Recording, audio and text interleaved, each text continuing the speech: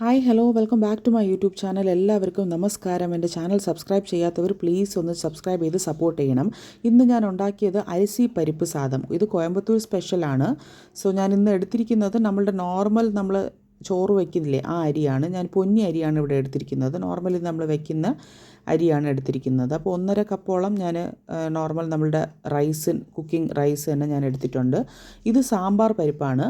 അപ്പോൾ സാമ്പാർ പരിപ്പ് ഞാൻ ഒരു കപ്പ് ഓളം ഞാൻ എടുത്തിട്ടുണ്ട്. നമുക്ക് മുക്കാലായിരുന്നാലും മതി, പക്ഷേ എനിക്ക് ഇടാൻ ഇഷ്ടമായതുകൊണ്ട് ഞാൻ ആലോചിച്ചിട്ട് പിന്നെ അത് 1 കപ്പ് ഫുള്ളും സാമ്പാർ പരിപ്പ് ഇട്ടിട്ടുണ്ട്. ഇനിയിപ്പോൾ ഇത് നന്നായിട്ടൊന്ന് മിക്സ് ചെയ്ത് നല്ല പോലെ ഒന്ന് കഴുകി ക്ലീൻ ചെയ്ത് ജസ്റ്റ് ഒന്ന് സോക്ക് ചെയ്യാനായിട്ട് വെക്കണം. സോക്ക് ചെയ്യാന്ന് പറഞ്ഞാൽ ഒരുപാട് നേരമൊന്നും വേണ്ട, ഒരു 10-15 മിനിറ്റ്സ് ആയിരുന്നാലും മതി, 10 മിനിറ്റ്സ് ആയിരുന്നാലും മതി. അപ്പോൾ ഞാനത് ജസ്റ്റ് ഒന്ന് നല്ലപോലെ ഒന്ന് വാഷ് ചെയ്ത് സോക്ക് ചെയ്യാനായിട്ട് അതൊന്ന് മാറ്റി വെച്ചു.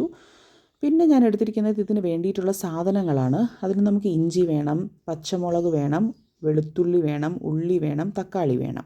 ഓക്കെ, അപ്പോൾ അത് ജസ്റ്റ് ഒന്ന് ഞാൻ കാണിച്ചതാണ്. ഇനിയിപ്പോൾ ഇതൊക്കെ നന്നായിട്ടൊന്ന് വാഷ് ചെയ്ത് നമുക്കൊന്നൊന്നായിട്ടൊക്കെ കട്ട് ചെയ്ത് എടുക്കണം. ഞാനിതൊന്ന് വാഷ് ചെയ്ത് കൊണ്ടുവരാം. അപ്പോൾ ഞാൻ വാഷ് ചെയ്തതിന് ശേഷം നമുക്ക് ഇതൊക്കെ ഒന്നിനി കട്ട് ചെയ്യണം. പിന്നെ ഇച്ചിരി മല്ലിയിലയും കൂടെ നമ്മൾ എല്ലാ ഫുഡിലും ചേർക്കുന്നത് പോലെ കുറച്ച് മല്ലിയില ചേർക്കുന്നത് എനിക്ക് ഭയങ്കര ഇഷ്ടമാണ്. ഇത് ഞാൻ കുക്കറിലാണ് ചെയ്യുന്നത് കേട്ടോ. എൻ്റെ അലുമിനിയം കുക്കർ ഞാൻ ക്ലീൻ ചെയ്ത് എടുത്ത് മാറ്റി വെച്ചിട്ടുണ്ട്. അപ്പോൾ ഇത് കുക്കറിലാണ് ഞാൻ ഇന്ന് ചെയ്യുന്നത്. സോക്ക് ചെയ്ത് അരിയും പരിപ്പും വെച്ചിട്ടുണ്ട്. അങ്ങനെ ഞാൻ ഒന്നൊന്നായിട്ട് കട്ട് ചെയ്യാനായിട്ട് തുടങ്ങി. പച്ചമുളക്, തക്കാളി, ഇഞ്ചി, ഉള്ളി, ചെറിയ ഉള്ളി ഉണ്ടെങ്കിൽ അതും ചേർക്കാം, പക്ഷേ എൻ്റെ കയ്യിൽ ഇല്ലായിരുന്നു. അപ്പോൾ വെള്ളി ഉള്ളി മാത്രമേ ഞാൻ ചേർത്തിട്ടുള്ളൂ. ഇത് ഞാൻ മാറ്റി വെച്ചിരിക്കുന്നത് ഒരു മസാല ഒന്ന് ജസ്റ്റ് ക്രഷ് ചെയ്ത് ഇടാൻ വേണ്ടിയിട്ടാണ് മസാല ഒന്ന് മാറ്റി വെച്ചിരിക്കുന്നത്. കുറച്ച് മല്ലിയിലയും കൂടെ അതിൻ്റെ കൂടെ നമുക്കൊന്ന് ക്രഷ് ചെയ്തിടാം. അപ്പോൾ ജസ്റ്റ് ഒന്ന് വാഷ് ചെയ്ത് മാറ്റി വെച്ചു. അപ്പോൾ ഞാൻ എന്തായാലും സ്റ്റാർട്ട് ചെയ്തു. ഇപ്പോൾ കുക്കർ വെച്ചിട്ടുണ്ട്. കുക്കർ വെച്ചിട്ട് നമ്മളുടെ നോർമൽ സ്പൈസ് കാര്യങ്ങളൊക്കെ ഇടാം, പക്ഷേ ഒരുപാട് സ്പൈസ് ഒന്നും വേണ്ട. ബിക്കോസ് ബിരിയാണി അല്ല നമുക്ക് വേണ്ടത്, അരിസി പരിപ്പ് സാദം ആണ്. അപ്പോൾ നമ്മളുടെ സ്പൈസൊക്കെ ഇട്ടു. ഉള്ളി, തക്കാളി, പച്ചമുളക്, ഇഞ്ചി ഒക്കെ ഇട്ടു. ഇഞ്ചി ഇടുമ്പോൾ പ്രത്യേകം ശ്രദ്ധിക്കേണ്ട കാര്യം കുറച്ച് മതി, ആ ഒരു ഫ്ലേവറിന് മാത്രം കുറച്ച് ഇഞ്ചി മതി. എനിക്ക് തോന്നിയിട്ടുള്ളത് ഇതിൽ വെളുത്തുള്ളിയും തക്കാളിയാണ് ഇച്ചിരി കൂടുതൽ വേണ്ടി വന്നത്. പിന്നെ നമുക്ക് എന്തായാലും അതൊന്ന് വഴറ്റി കൊടുക്കണം. പിന്നെ ഇത് നമുക്കൊരു ക്രഷ്, ഞാൻ പറഞ്ഞില്ലേ, ജസ്റ്റ് ഒരു ക്രഷ്, പേസ്റ്റ് ആക്കണ്ട, ഒരു ചെറിയൊരു മസാല, ഒരു ഫ്ലേവറിന് വേണ്ടിയിട്ട് നമുക്ക് ചേർക്കേണ്ടതാണ്. വെളുത്തുള്ളി, പച്ചമുളക്, പിന്നെ മല്ലിയില, പിന്നെ ഞാൻ കുറച്ച് കരിവേപ്പില ചേർത്തു. കരിവേപ്പില ജസ്റ്റ് ഒന്ന് റോസ്റ്റ് ചെയ്താണ് ചേർത്തത്, കരിവേപ്പിലയും ജീരകവും.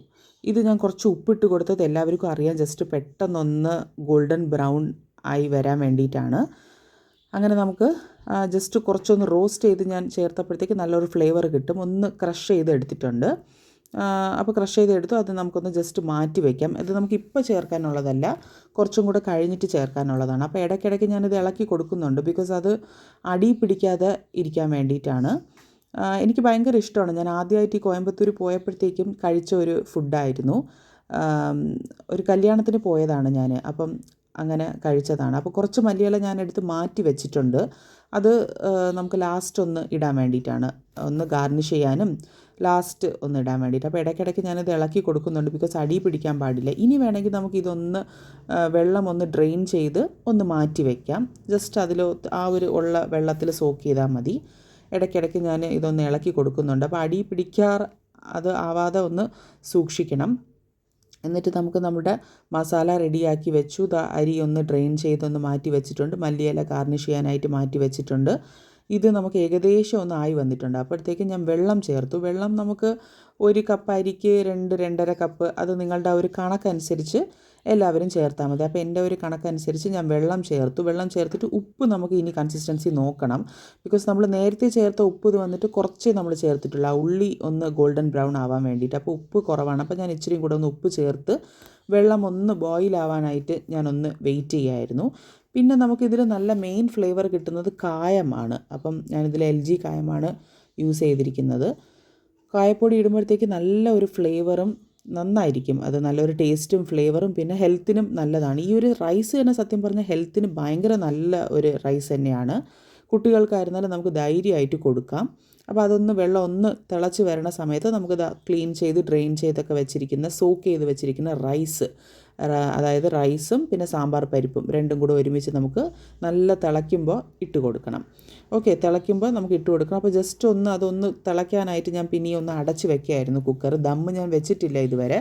സോ ഈ ഒരു സ്റ്റേജ് ആകുമ്പോഴത്തേക്കും നമുക്കിനി പതുക്കെ നമ്മളുടെ മസാല, നമ്മൾ ഒന്ന് ക്രഷ് ചെയ്ത് വെച്ചിരിക്കുന്ന മസാല ഈ ഒരു സ്റ്റേജിലാണ് നമ്മൾ ചേർത്ത് കൊടുക്കേണ്ടത്. അപ്പോൾ അതും കൂടെ ചേർത്തിട്ട് ജസ്റ്റ് ഒന്ന് നന്നായിട്ടൊന്ന് മിക്സ് ചെയ്യണം. മിക്സ് ചെയ്തിട്ട് നമുക്ക് കുറച്ച് നേരം ഒന്ന് കുക്കാവട്ടെ. അപ്പോൾ ഞാൻ ഉടനെ തന്നെ എപ്പോഴും ബിരിയാണി വെക്കുമ്പോഴും അങ്ങനെ തന്നെയാണ്, ക്ലോസ് വെക്കാറില്ല. കുറച്ചൊന്ന് കുക്ക് ആവാനായിട്ട് വെക്കാറുണ്ട്. ഇനി നമുക്ക് ലാസ്റ്റ് ഞാൻ പറഞ്ഞതുപോലെ മല്ലിയില ചേർത്ത് നന്നായിട്ടൊന്ന് മിക്സ് ചെയ്ത് ഇനി ഞാനൊരു ദമ്മിന് വെക്കുകയാണ്. ഒരു 2 വിസിൽ വരുമ്പോഴത്തേക്ക് നമുക്കത് ഓഫ് ചെയ്ത് വെക്കണം. അപ്പോഴത്തേക്കാണ് മീൻ കിട്ടിയത്. അപ്പോഴത്തേക്ക് ഞാൻ വിചാരിച്ചു എന്തായാലും മീൻ വെക്കാം. ചേട്ടൻ്റെ അടുത്ത് ചോദിച്ചപ്പോൾ ചേട്ടന് ഫ്രൈ മതി എന്ന് പറഞ്ഞു. മോൾക്കും പിന്നെ ഫ്രൈ ആണ് ഇഷ്ടം. അപ്പോൾ അതുകൊണ്ട് എൻ്റെ ഹോം മെയ്ഡ് ഫ്രൈ മസാല ഒക്കെ ഞാൻ വെച്ച് ഫ്രൈക്കുള്ളതൊക്കെ പുരട്ടിയൊക്കെ വെച്ചു. അപ്പോൾ അത് ജസ്റ്റ് ഒന്ന് അവിടെ ഇരിക്കട്ടെ. അപ്പോൾ നമുക്കിത് 2 വിസിലൊക്കെ വന്നു. ഞാനത് ഗ്യാസ് ഓഫ് ചെയ്തിട്ടുണ്ട്. കുറച്ച് നേരം അതായത് ഒന്ന് സ്റ്റീം പോകാനായിട്ടിരിക്കട്ടെ. അതിൻ്റെ ഇടയ്ക്ക് ഞാൻ വിചാരിച്ചു ഫ്രൈ ചെയ്യാം നമുക്ക്. കുറച്ച് നേരം ഒന്ന് മസാലയൊക്കെ തേച്ച് പിടിപ്പിച്ചതിന് കുറേ കഴിഞ്ഞിട്ടാണ് ഞാൻ ഫ്രൈ ചെയ്യുന്നത്. ഫ്രൈ ചെയ്ത് അത് ഓഫ് ചെയ്തതിന് ശേഷം നമ്മളുടെ റൈസ്, അതായത് അരിസി പരിപ്പ് സാദം, കോയമ്പത്തൂർ സ്പെഷ്യൽ അരിസി പരിപ്പ് സാദം ഇസ് റെഡി. നല്ല ഫ്രഷായിട്ട് വന്നിട്ടുണ്ടായിരുന്നു, നല്ല ചൂടും പെർഫെക്റ്റായിട്ട് വന്നിട്ടുണ്ടായിരുന്നു. റൈസൊന്നും പൊട്ടിയിട്ടൊന്നുമില്ല, പെർഫെക്റ്റായിട്ട് തന്നെ വന്നു. അടി പിടിക്കുകയോ ഒന്നുമില്ലാതെ നല്ല പെർഫെക്റ്റ്, നല്ല സോഫ്റ്റായിരുന്നു. ആ പരിപ്പ് ഇടുന്നത് കൊണ്ടാണ് നല്ല സോഫ്റ്റ്, നമ്മൾ എടുത്ത് കഴിക്കുമ്പോൾ നല്ല സോഫ്റ്റായിട്ടിരിക്കും. ഇതിന് സത്യം പറഞ്ഞാൽ ഒന്നും വേണ്ട, നമുക്ക് നല്ല നെയ്യ് ഉണ്ടെങ്കിൽ മതി. അങ്ങനെ ചേട്ടൻ വന്നു, ചേട്ടന് പിന്നെ സെർവ് ചെയ്തു.